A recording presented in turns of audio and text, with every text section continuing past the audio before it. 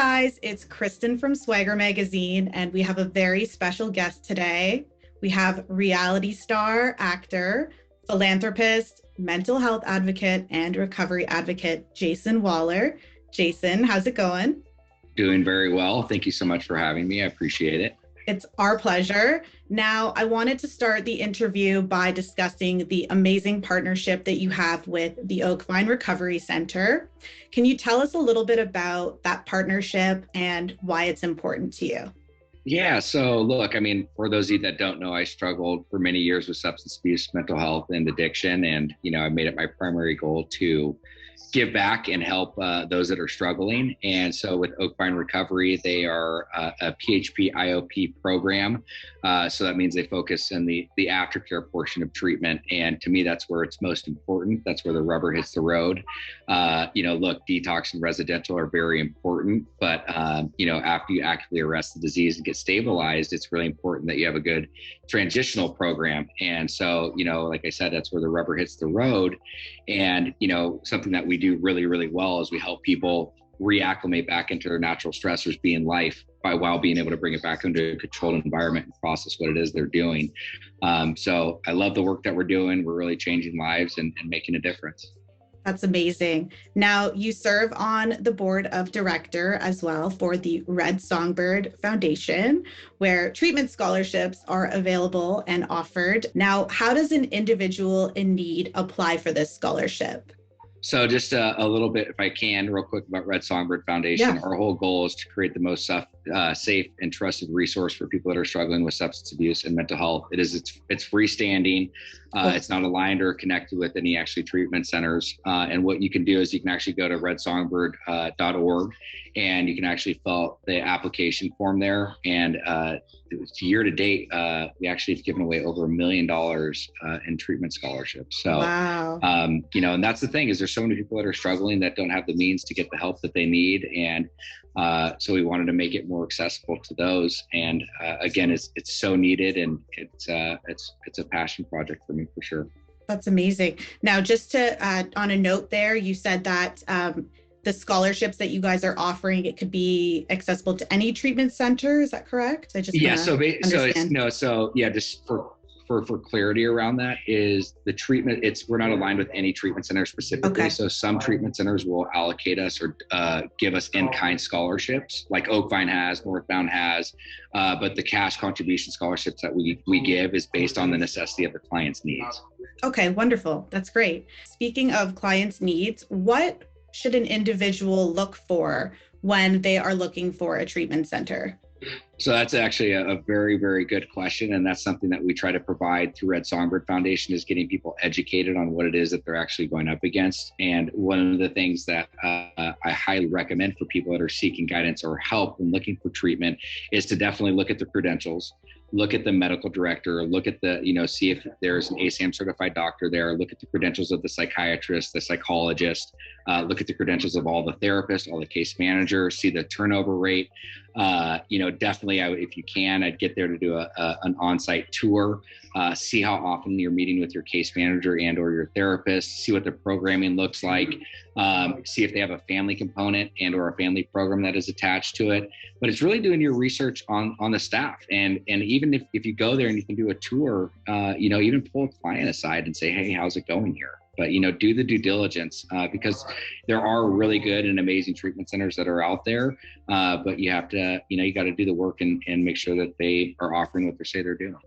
That's great advice. Now, with the trials and tribulations that you have faced yourself with addiction, what does it mean for you and your growth to be able to give back to a person in need and help a person in need?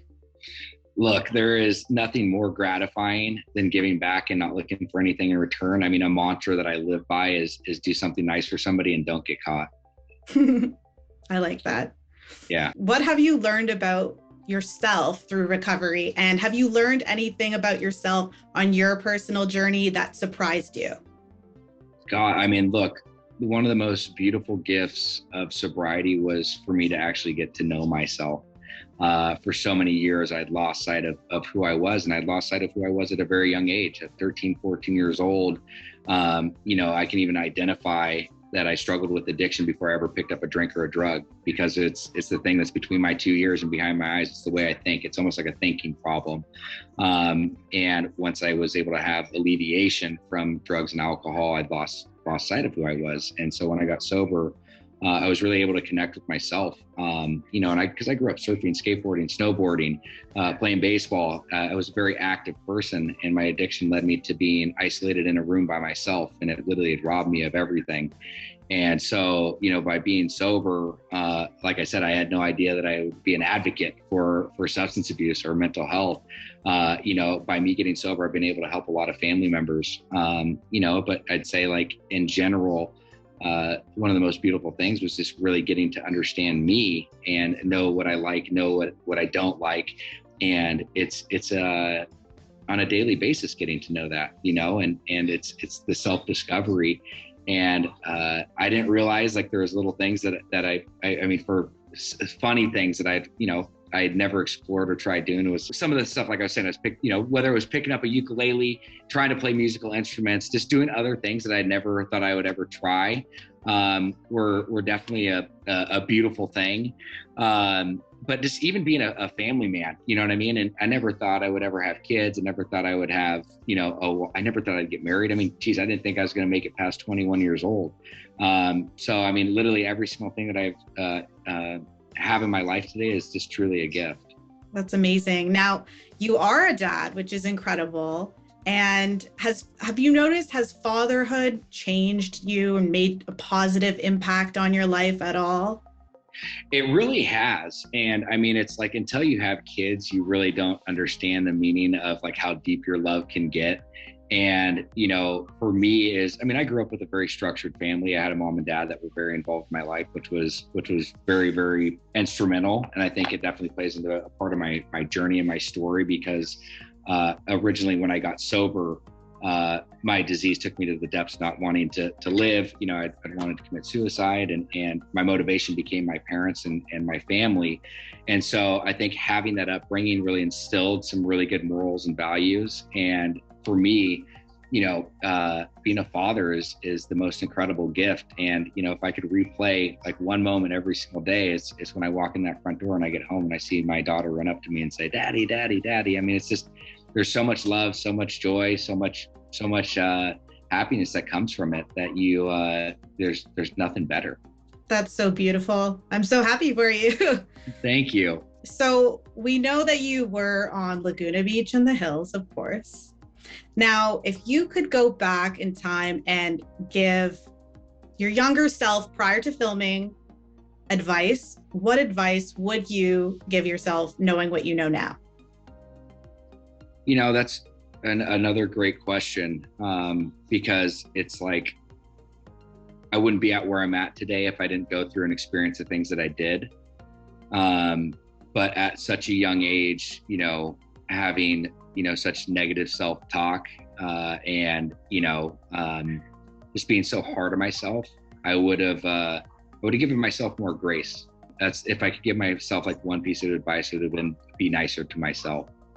Because I put a lot of pressure on myself at a very young age, which obviously was not healthy. I think a lot of young people could use that advice to help them. I think I could have as well, my younger self. So I think that's really good advice. No, I appreciate it. Well, especially in this day and age, right? I mean, we're so many people, again, talking about losing sight of yourself. I mean, so many people get caught up and they don't even know what they like, because they're constantly trying to people please or impress, and it's not even to their own liking. Mm-hmm. Totally. Now back to the hills again.